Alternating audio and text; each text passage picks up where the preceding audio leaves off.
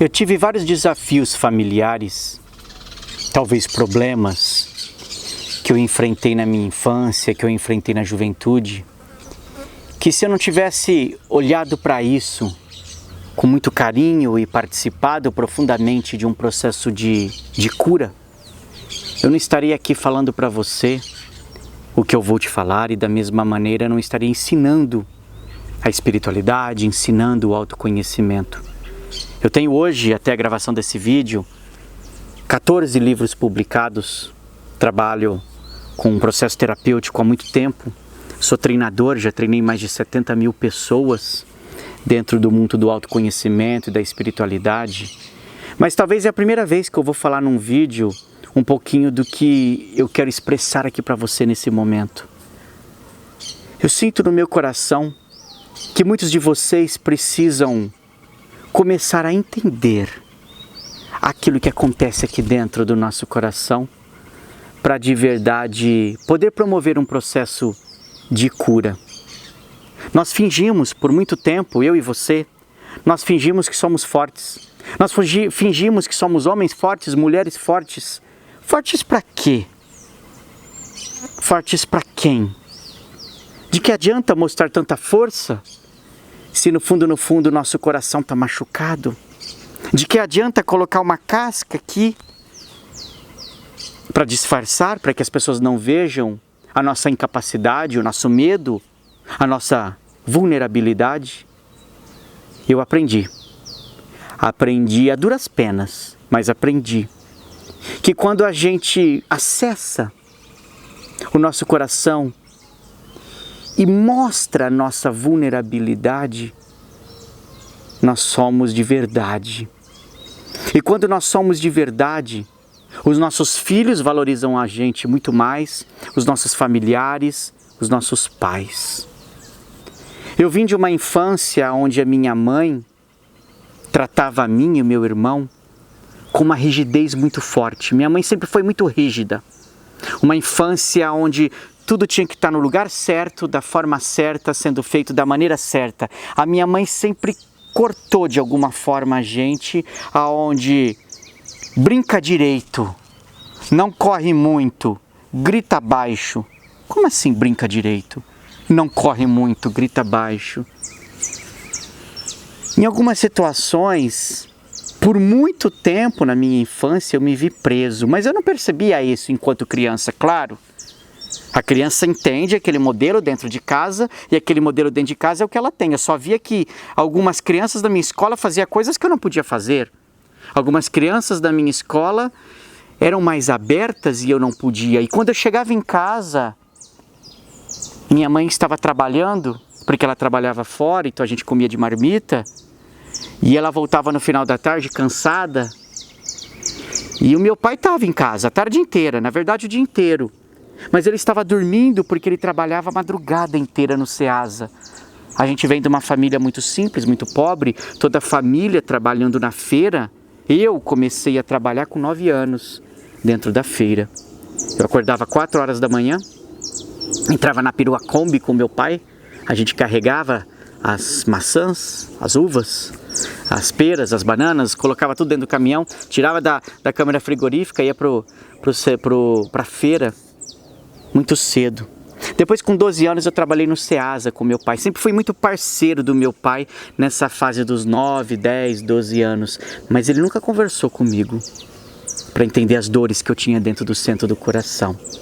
E quando era criança, como eu falei há pouco, ele estava dormindo, porque naquela época eu ainda não podia ir no Ceasa ajudar ele, não podia ir na feira ajudar ele, mas de alguma forma eu queria conversar. Aí eu inventava dentro de casa um monte de coisas para fazer com meu irmão. Usando uma criatividade que estava dentro de mim, eu ligava a câmera. Eu e meu irmão gravávamos vídeos. Só que quando eu saía na escola, na rua, um Marco Almeida, ou melhor, um Marco Aurélio, fechado, travado, com medo, tímido, cresci. Na tentativa de ficar perto do meu pai, fui trabalhar com ele. Na tentativa de entender minha mãe, eu estive várias vezes conversando com ela que eu queria mudar o mundo, desbravar, e ela, não, calma, não é assim, calma, baixa a bola. Na minha adolescência, uma adolescência fechada, uma adolescência travada, Na minha juventude, os hormônios começam a aflorar, os desejos, as possíveis meninas que poderiam ficar comigo. Como é que eu ia conversar com elas se eu era extremamente tímido, fechado? Eu lembrei agora que com 9 anos de idade, e eu já contei isso em alguns cursos meus, com 9 anos de idade eu fiz xixi tudo na roupa, porque eu tinha de vergonha de pedir para a professora para ir no banheiro. No prezinho, na escola de educação infantil, 3, 4 aninhos, uma psicóloga precisava me levar de mãos dadas para o banheiro, para o lanche, porque eu tinha medo das pessoas. Era uma espécie de fobia social? Talvez. Bullying? Não existia bullying naquela época. Mas eu apanhava. As crianças olhavam feio para mim. Me machucavam. Eu não sabia como lidar com essa situação. Eu não sabia como lidar com tudo isso dentro da escola. Em casa, eu fingia que eu era forte, que eu era foda pro meu irmão. Porque ele também precisava de um irmão forte. E eu cresci. E conquistei amigos. Amigos passaram a perna em mim porque eu era muito bonzinho. Meu primeiro beijo foi apenas com 19 anos. E eu menti que já sabia beijar, sabia coisa nenhuma. Com 20 e poucos anos, eu comecei a acreditar que a minha carreira era ajudar pessoas, ensinar pessoas. Mas como? Com tamanha timidez, com tamanho medo? Mas eu acreditei que tinha um potencial e tinha algo dentro de mim que pudesse ser a grande verdade. Que pudesse fazer a grande verdade. Fui estudar coaching. E parece que o mundo do coaching abriu o meu coração, abriu os meus olhos. Não, mas eu olhava tudo aquilo e falava, cara, deve ter algo a mais do que isso. Fui estudar PNL. Aí o mundo se abriu. Na verdade, o meu coração se abriu. Eu abri para processos de cura. E entendi que a minha mãe fazia o melhor que ela podia. E o meu pai fazia o melhor que ele podia.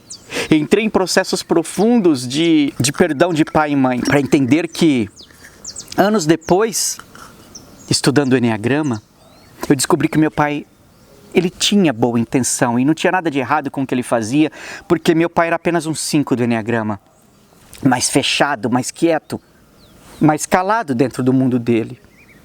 E a minha mãe um tipo 1 do Enneagrama, toda rígida, toda cheia de regras, toda cheia de modelos. A partir do momento que eu mergulhei dentro dessas técnicas e usei essas técnicas para mim, eu vi que meu pai e minha mãe são incríveis. São seres humanos maravilhosos. E entender através do Enneagrama que a minha mãe 1, rígida, tentou o tempo todo me proteger e fazer um filho perfeito. Como ela tentava ser perfeita para o pai dela, era o melhor que ela podia fazer. E o meu pai falava pouco, mas quando falava era certeiro. E o que ele estava tentando fazer também, de certa forma, era defender um padrão que ele não se sentia útil para o pai dele ou para a mãe dele, porque tinha uma criança ferida ali também.